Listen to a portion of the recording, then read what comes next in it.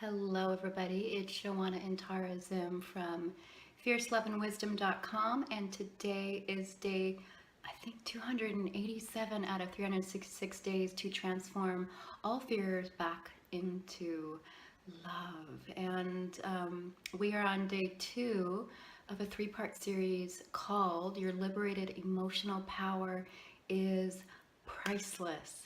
Your liberated emotional power is priceless. So yesterday we looked at a little bit of the overview of starting to work with the judgments that are layered on top of feeling, and how to begin to start thinking about that and maybe beginning to open to it. And today what I'd like to connect and share with you all is the process of transforming the judgments. This is so the key, the root, the core practice of liberating the incredible life and what I call love force that is hidden in your deepest emotions, your deepest vulnerable emotions, to be even more acute and pointing in the direction where the greatest power lies, right? Because we're a culture that does not acknowledge the wonderful gifts that our deepest, most vulnerable emotions give us.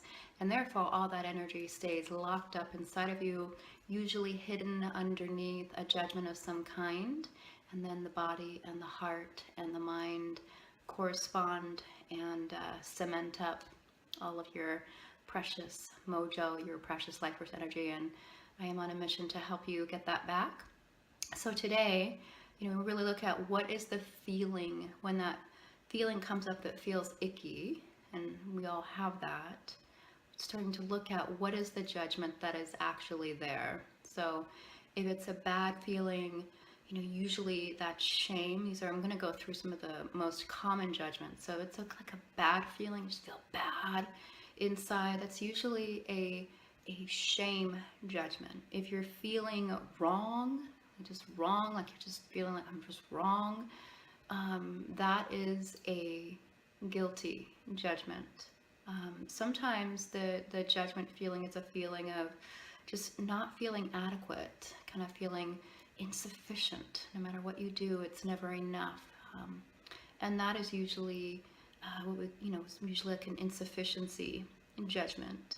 And then there's also kind of like a dread feeling of perhaps just feeling like less than. And some of these can meld together, but I just wanted to go over some of the top 4 that I see over and over again.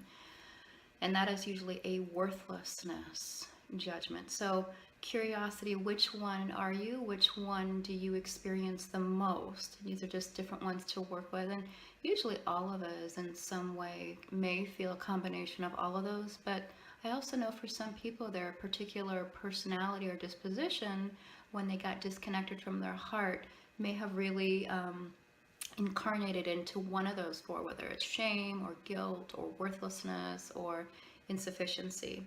So in this way, when we inquire this way, we are actually helping ourselves to get in touch with the specific nature of what the judgment actually is.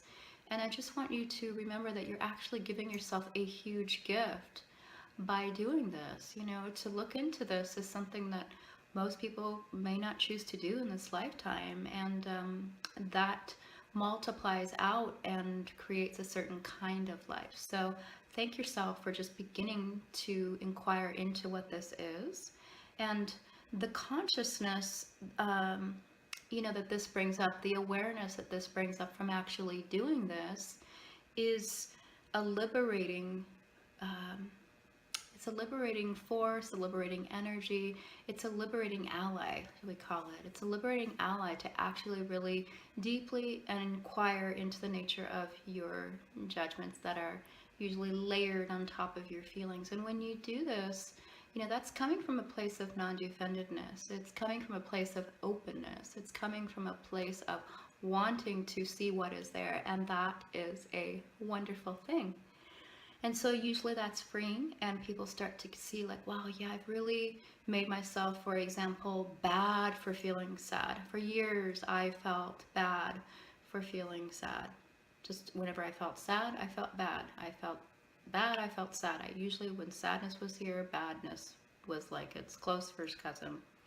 And once I was able to really see that and not be afraid of the badness and just really start to lift it up, then I could just feel the sadness that was there, that needed to be felt, that was asking to be felt, that had been trying to get my attention through the badness. So in this way, we can actually let our judgments be a signpost, like, okay, I'm going to go back the way I came, through the badness to the sadness, through, if it's worthlessness, through worthlessness to the sadness, and to just really see that these judgments are actually, they're like layers on top of our feelings. So the feeling came first, and then the judgment came second. Feeling was first, judgment was second.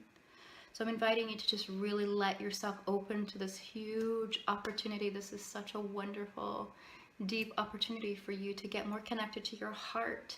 You know, when you feel yourself free of judgment, you actually get to be intimate with your heart's truth and your heart's love. And this is a precious, precious, deep, wonderful nectar gift to give yourself and the world, those people who get to relate to you. And then you can just really see, you know, what is in store for you if you're not judging yourself for your feelings, your emotions. What is actually true for you? And so we're actually going to work with that more tomorrow. You know, it's the creative power of your liberated heart, and its infinite potentials for your life.